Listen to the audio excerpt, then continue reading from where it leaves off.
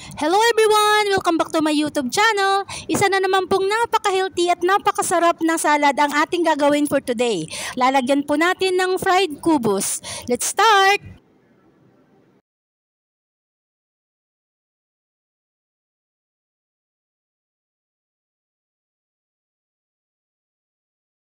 Ito po yung cubes or kubos po. Yan po ang gagamitin po natin na toppings ng ating salad. Ginupit-gupit ko lang po ng maliliit at maninipis po yung kubos. Pagkatapos nilagay ko po sa oven, doon ko po siya niluto. At bago ko nga pala nilagay sa microwave po para lutuin, nilagyan ko po siya ng za'atar. Bali dinamihan ko lang po yung paglalagay ng za'atar para mas malasa po yung kubos. Kailangan pong malagyan po lahat ng za'atar yung kubos, kaya kailangan din po nating haluing mabuti. I-check din po lagi pag nasa loob po ng microwave at halu-haluin po para pantay po yung pagkakaluto.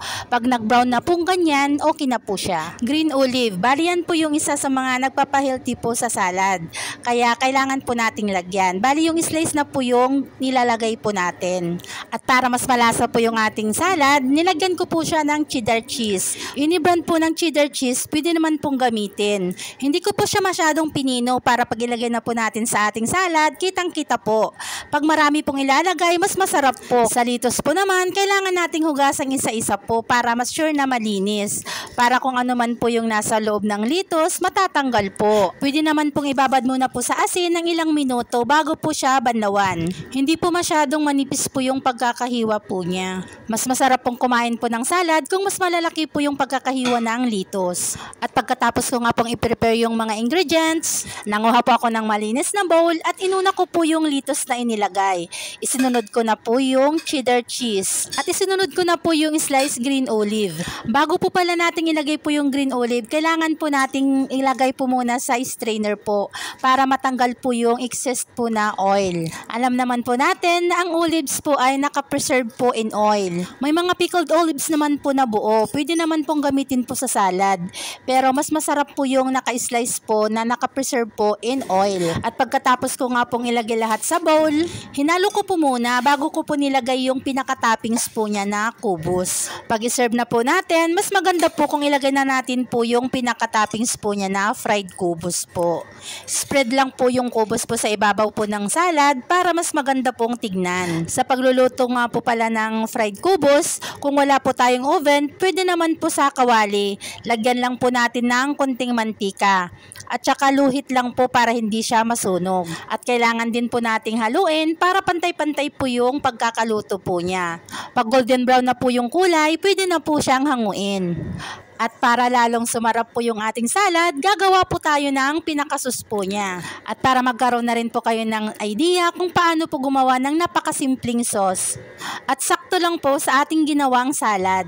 Sa paggawa ng sauce, hindi mawawala ang lemon. Isang lemon lang po ang aking gagamitin. Gagamit din po ako ng ranch dressing po. Marami pong brand ang ranch. Pero nasa sa atin na po kung ano po yung brand na gusto po nating gamitin sa ating salad.